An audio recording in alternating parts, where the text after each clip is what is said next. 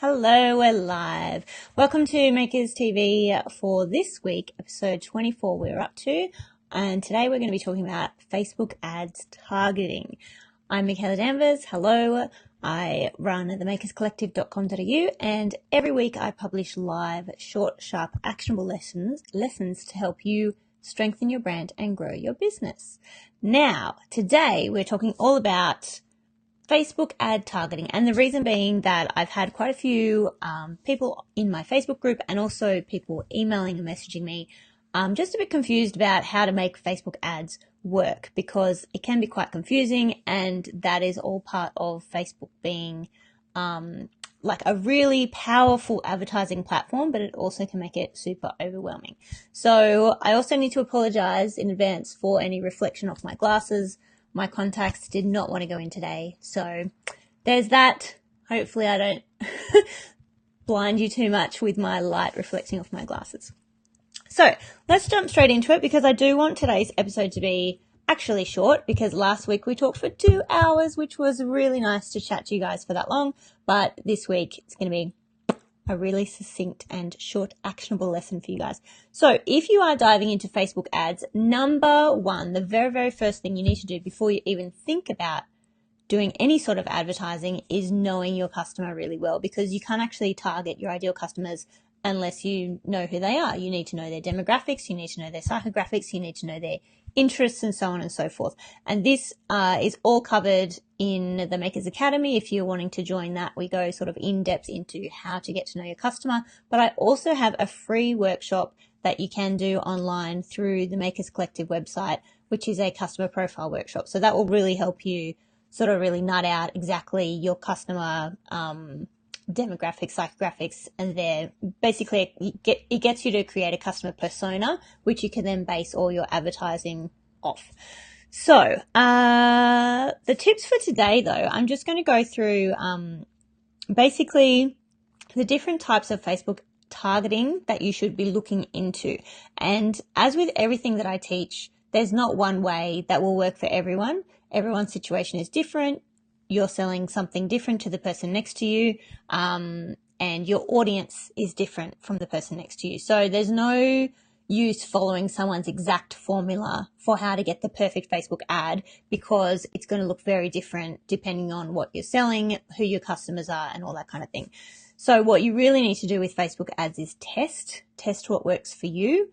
But hopefully, by me giving you this direction of the different audiences that you can target, it will give you a little bit more structure around your advertising and help you be able to do those tests and know a bit more that you're not just like advertising out to everyone in the whole world, and that never works because it's not targeted enough. You need to niche down into your focus. So the first one is basically a saved audience, and this is kind of the most broad audience that you can do. It's targeting via demographics, location. So you can say, I want to target women between the ages of 28 and 42, located in Sydney and Brisbane, or the whole of Australia, or wherever. And you might overlay a couple of interests over that. So say you're advertising your craft supplies business, then you might want to overlay an interest of, like Lincraft, or any sort of specific brand that your customers like. So maybe like Becky Higgins, or anything like that. Depending on who your customer is and what they like, you can overlay a couple of interests there. So that's a saved audience. It's generally very broad, and it's not really you can get really specific in that sort of audience and niche down, but at the same time it could be very sort of not so much broad. Hey, Beck, can you just let me know that you can hear me? I didn't do a sound test today.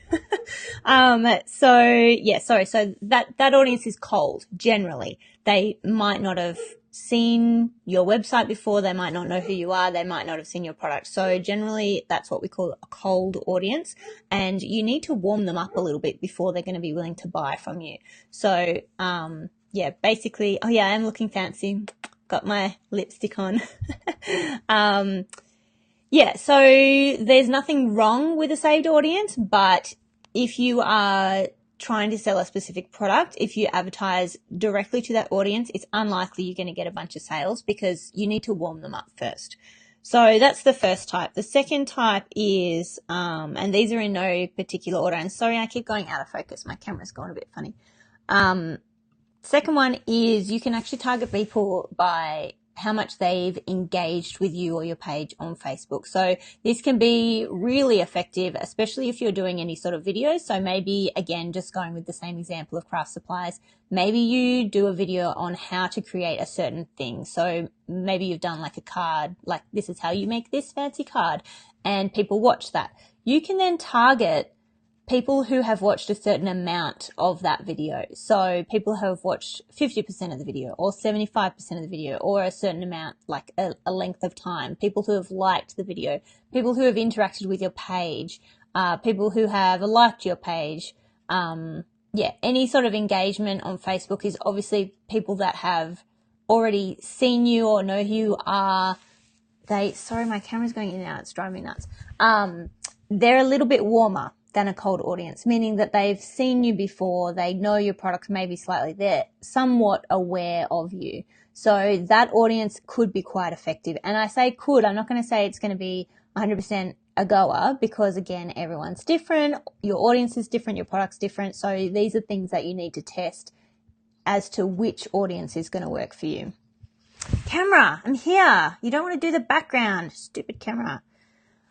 So the next one is, which can be super effective, is your database. So if you have a mailing list, you can actually upload that mailing list into Facebook and it will target those people. It will match them up with their database.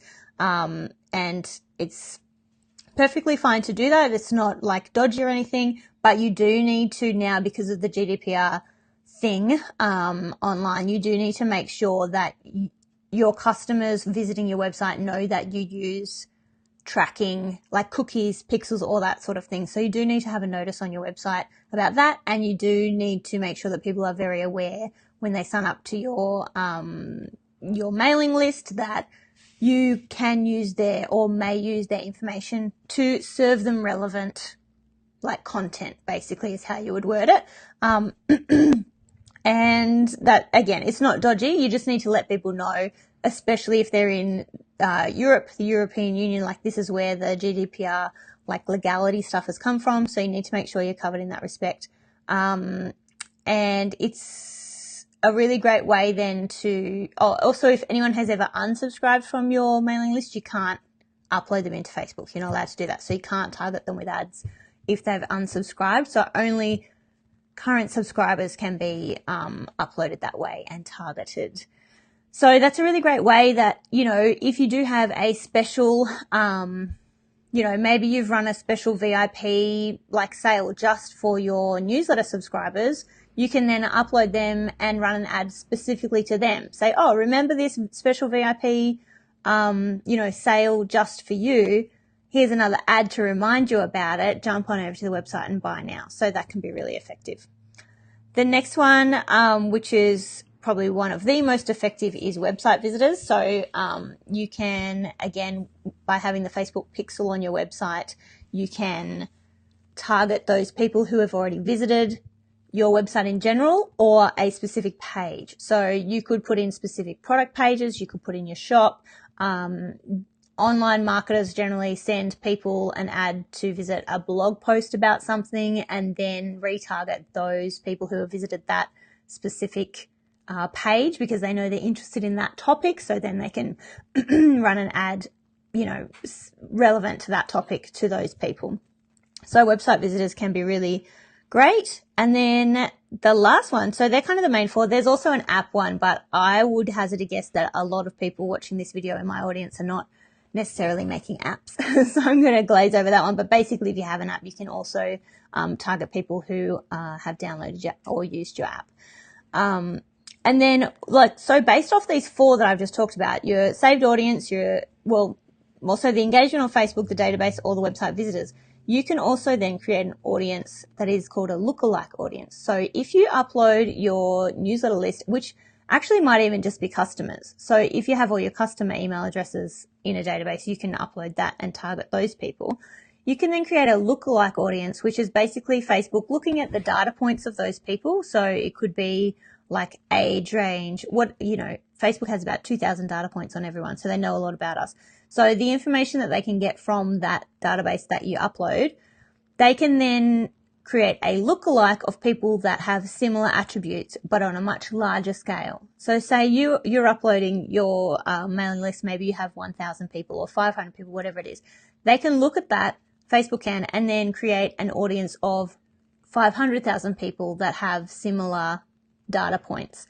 And you can then advertise to those people and say, hey, you might be interested in coming over and looking at my page. It's about this topic or whatever.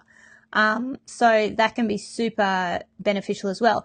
The thing is, like with all of these audiences, as I said before, there's no silver bullet. There's not one that's going to be like super amazing for you that the first ad you put up is going to work, because there's so many variables. It's not just the people that you're targeting. I mean, I would say the targeting is probably one of the biggest influences on how well your ad does and how much return on investment you get for the cost of the ad.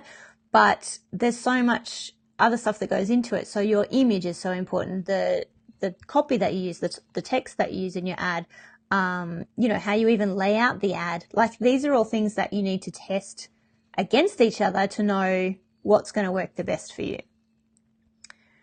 So, I just had a little graphic here too about the custom audiences. So you can do this in your ads manager, is set up your custom audiences. And, here's sort of what they look like in terms of on the screen when you're setting them up. So you've got your custom, your lookalike, and your saved audiences. So the custom audiences, you can see there you can do it from a customer file, you can do it from website traffic, app activity, and then there's also offline activity, which is probably a little bit advanced for where we are at the moment, but then also engagement. If you're starting to do Facebook videos and stuff like that, or just interacting with people on your page, then that's where you'll find that. When you're creating a lookalike audience, you can choose the source and also the size. So you can make that lookalike audience absolutely enormous, like millions of people, but it's going to be less accurate as to how well they match your original source, whether it's your newsletter or whatever. And then your saved audience is basically what you see every time that you open ads or create an ad. And so this is kind of what people focus on the most. But again, that's the kind of really broad and cold audience that can work really well, but you don't really want to serve an ad directly to something you want to sell, a product directly to those people, because they just don't know about you yet. You need to warm them up first. And the last little graphic that I wanted to show was that one other thing you can do, which is really simple but can be effective, is actually targeting friends of fans, because this shows good social proof. So you can see here my little examples. There's Gym to You, Wisdom Learning, Thinkific, and 20th Century Fox. I don't follow any of those pages, but I'm being served ads to them because I am friends with people who do follow those pages. And then up the top of those graphics, you can see Kelly Bush and Emma Grace are interested in this event, or Elle Roberts likes Thinkific, or Chloe Hennessy and 4 others like 20th Century Fox. So it offers that social proof that I'm thinking, oh, well, my friend likes this, then maybe it's worth me liking it also. So that's just another thing that you can test out. And again, it's really important to test it. It might not work for you, but that doesn't mean that you should give up on Facebook ads altogether. Okay, so we've talked about the audiences, and I just want to finish up basically with some tips for your Facebook advertising. Generally, what I would do is think of your ads as a set of 3. So I wouldn't just do one single product advertisement to any of those audiences and expect it to work really well. I would say that you probably want to sort of funnel them through a set of ads. So what I would do is actually first whoopsies, everything's not quite on. Wrong order. I would do an intro ad first. So the intro ad, basically I would try and get people to my Facebook page. And this is where I would use a saved audience or a lookalike audience. So it's going out to a cold audience, but I know that they have similar data points to my mailing list or my customers, or they are my specific demographic in regards to age range, income, location, interests, stuff like that. So they haven't heard about me yet, but I'm going to serve an ad to them and say, hey, this is an introduction to me. This is what I do. Come over and like my page. There's, you don't have to buy anything. Just make this small little micro transaction by clicking like, and you might find some value on my page. So that's the first kind of ad I would run. And I would expect that kind of ad, again, depending on your market and demographic and product and all of that, but you would want it to be very, very affordable to get new likes to your page. So I think mine were running at 16 cents per like. And I think now they're probably up to like 23 cents or something like that. So it can be very affordable if you're targeting the right sort of people and you know that they're going to be interested in what you're offering for free. So this is like the content that you're offering for free on your page that relates to your product somehow. And that also, I mean, it's a whole another episode talking about what you should be putting on your page. It needs to be valuable to your audience. And then the next ad I would do is come see this ad. So I would run this to my page likers. So I've got all those people in to my page via that first ad, like here's who I am. And now I'm going to target those people again. Now they're on my page and say, hey, come and see this. And this is where I would send them to my website. It's not a product ad. It's here's what is interesting on my website that you can still consume for free type thing. So as I was mentioning before, often online marketers send people to a blog post, which then has an opt-in. It's getting a little bit complicated. But what you could do as a product seller is perhaps have a video on your website which demonstrates the product. You could be talking about some controversy around the product if anything like that exists, and asking your customers or your audience their opinion, what they think about the certain controversy. You could be just writing a blog post about maybe a behind the scenes, come and check out how I make this thing. Come and check out my process. Come and have a little look at my home on the internet. And then once you've done that and they've visited your website, you can then use your target audience of your website visitors. So you're creating another ad. This is the third of the three sort of series of ads. And you're targeting the people that have now visited your website, and you're doing an ad saying, hey, I have this for offer and this is how it can help you. So you're not saying come and buy my craft supplies. You're not saying come and buy this bag. You're not saying this is for sale, come and buy it. You're saying, hey, you've been to my website already. You've kind of know a bit more about me now and what I do, and you're on my page. This is the product that I have that I think can help you. So this thing that just happens to be for sale is going to help you get to where you want to be.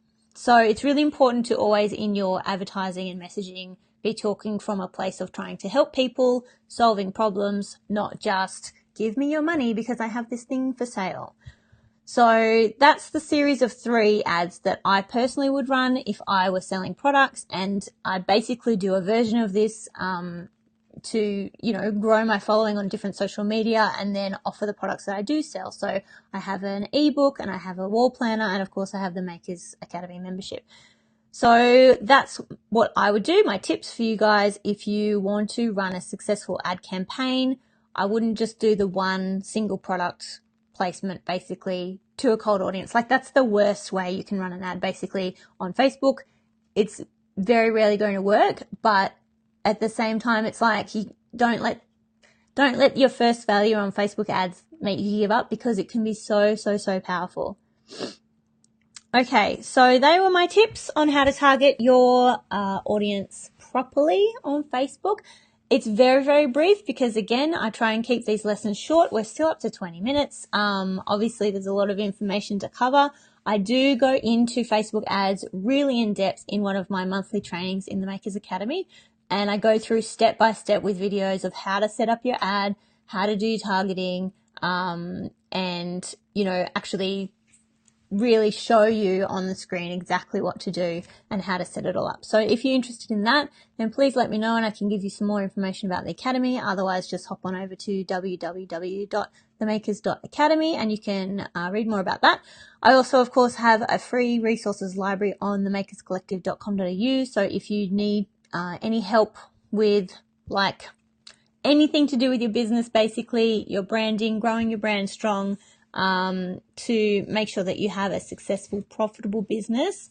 It takes time. It's a long journey. It's not an overnight success. And if you are serious about growing your business, you need to make sure that you do have the core strengths of your brand really, really solid. Usually if something's going wrong in business, it's because one of those core strengths is lacking in some way. So if you would like some help to sort of figure out maybe where the gaps are in your business, definitely shoot me an email, contact me via Facebook, whatever you like, and we can have a chat about how I might be able to help you. Okay, so thanks so much, guys, for hanging around. If you found this helpful, then please share it with your friends. Give it a like or a thumbs up, and definitely leave a comment below if you have any questions. I would love to answer them for you. And thank you so much for just being here with me. It's nice to actually be able to chat to people when they're online.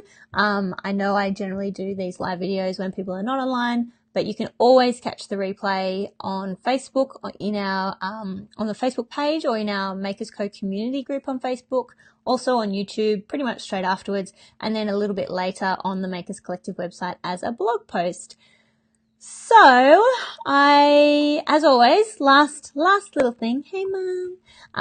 If you do have any suggestions for next week's topic, please let me know. I generally decide on the topics 1 or 2 days beforehand. So if you do have any suggestions, it's never too late to ask me to cover something and I'll cover it for you. But that's kind of it. So thank you so much again for watching and tuning in, and hopefully this will give you a little bit of insight into how to target more effectively with your Facebook ads. And yeah, it's time to go have a cup of tea. Thanks so much, guys. I will talk to you later.